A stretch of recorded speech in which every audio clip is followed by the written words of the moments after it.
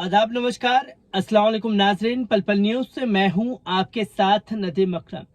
बिहार के 5 राज्यों से डराने वाली तस्वीरें जो हैं वो सामने आ रही हैं, जिस पर सवाल खड़े हो गए हैं पुलिस प्रशासन पर, क्योंकि बिहार की आती हुई तस्वीरों पर मैंने खुद डिप्टी सीएम के ऑफिस में फोन लगा करके हालात का जायजा लेने की कोशिश की, पर अफसोस कि कोई संपर्क नहीं हो पाया। तमाम वहां के जानने वालों ने तमाम वीडियो भेजे, उन लोगों से बात हुई, वहां के हालात जो हैं वो बार बार बयां कर रहे हैं कि आखिरकार पुलिस की मौजूदगी में भगवा जुलूस में शामिल हुए लोग मदरसों के अंदर दाखिल होते हैं, कुरान शरीफ की बेहुरमती करते हैं, मदरसे को आग लगाते हैं, मस्जिद में आग लगाते हैं, पर पुलिस प्रशासन कुछ नहीं करता। जहां दुकानें मुसलमानों की लूटी जाती है, पर पुलिस प्रशासन ये दावे करता है कि माहौल शांतिपूर्ण है, और ऐसे समय में दुकानें लूटी जाती हैं जब पुलिस प्रशासन हिंसा के बाद गश्त करता हुआ दिखाई दिया।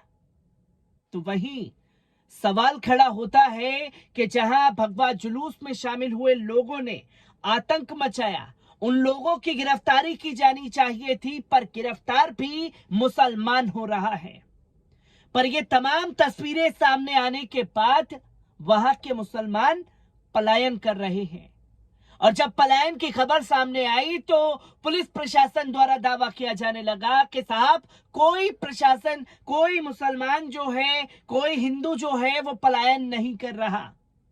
पर हिंदू के पलायन की खबर को किस तरीके से पब्लिश किया गया सोशल मीडिया पर तमाम आईटी सेल द्वारा, वो महज खबर झूठ निकली।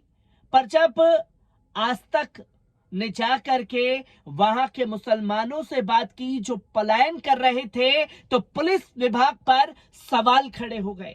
आपको बता दें कि बिहार में रामनवमी की शोभा यात्रा के दौरान पैदा तनाव से बवाल मचा हुआ है। जहां रामनवमी के दूसरे दिन यानी शुक्रवार को पहले सासाराम में पथराव, आगजनी हुई, फिर नालंदा भी सुलग उठा। नालंदा में हालत और भी बिगड़े, जहां पथराव के साथ फायरिंग हुई और 5 लोगों को गोली भी लगी। अब दोनों शहरों में शांति है, लेकिन तनाव कम नहीं हुआ।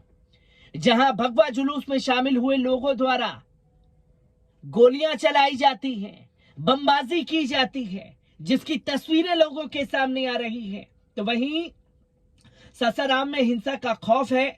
ऐसा है कि कुछ लोग घर छोड़ कहीं और चले गए हैं, लोग कुछ सामान बांध रहे हैं, जबकि नालंदा के कई इलाकों में शुक्रवार के दंगे के बाद अब भी कई जगह धुआं उठ रहा है।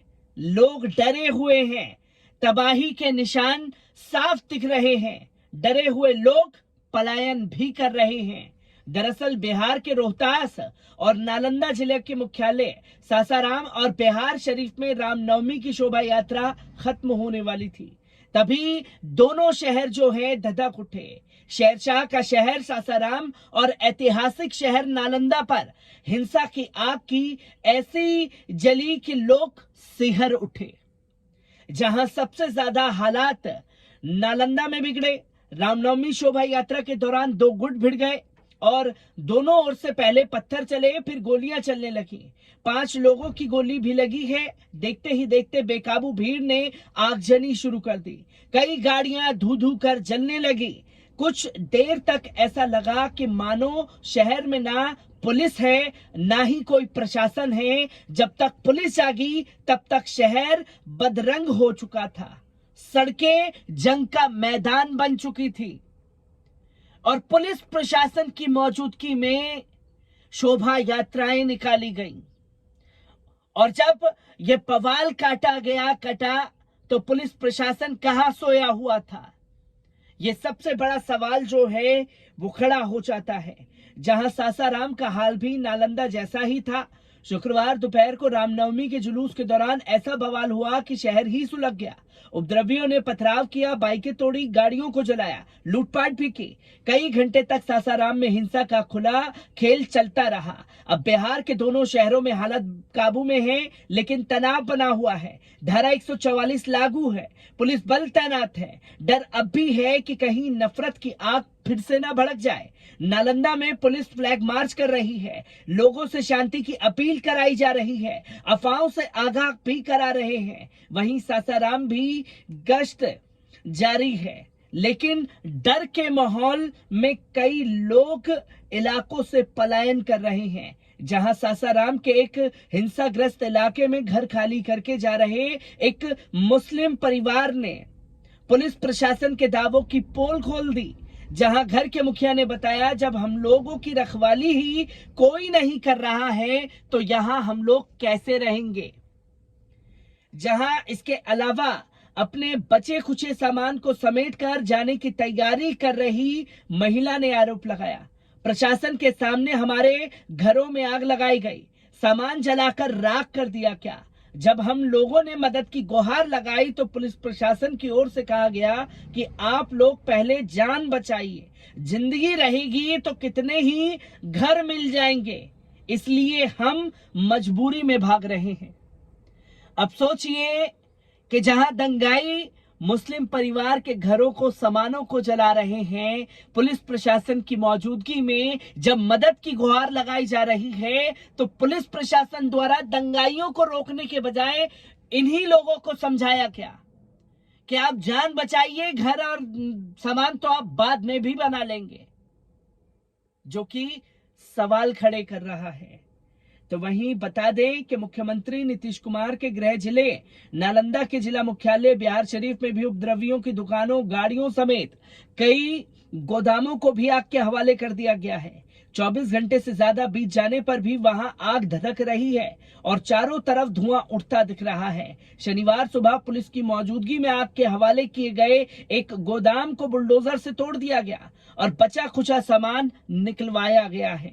यही नहीं, बिहार शरीफ की मेन मार्केट में ही डिजिटल दुनिया नाम के स्टोर में भी उपद्रवियों ने हिंसा की आड़ में जमकर लूटपाट की। स्टोर मालिक का दावा है कि उपद्रवी करीब 3.5 करोड़ का इलेक्ट्रॉनिक सामान, मोबाइल, लैपटॉप लूट ले गए। हालांकि राज्य पुलिस मुख्यालय ने एक विज्ञप्ति में दावा किया कि सासाराम और बिहार शरीफ में सब ठीक है। नालंदा में 27 जबकि रोहतास में 18 गिरफ्तारियां हुई हैं, जो कि वीडियो भी मैंने आप लोगों के सामने रखा था, जहां एक मुस्लिम की दुकान को किस तरीके से लूटने का काम भगवा जुलूस में शामिल हुए लोगों द्वारा किया गया और पुलिस प्रशासन उस समय गश्त कर रहा था।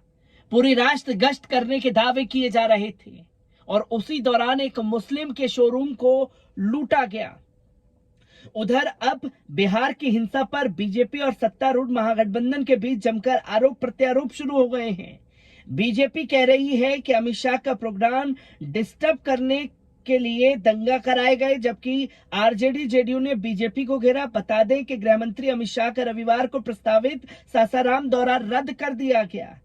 उल्लेखनीय है कि रामनवमी की शोभा यात्रा के दौरान देश के कई हिस्सों में पथराव और तोड़फोड़ हुए, जो कि सवाल खड़े करता है कि आखिरकार ये किस तरीके की नफरत फैलाई गई है और पुलिस प्रशासन की कार्रवाई की पोल खोल दी है आज तक की एक रिपोर्ट ने, जहां खासतौर पर मुस्लिम परिवार पलायन करते हुए देखे गए। हर एक रिपोर्ट बिहार से आप लोगों के साथ साझा करता रहूंगा। दीजिए इजाजत, शुक्रिया।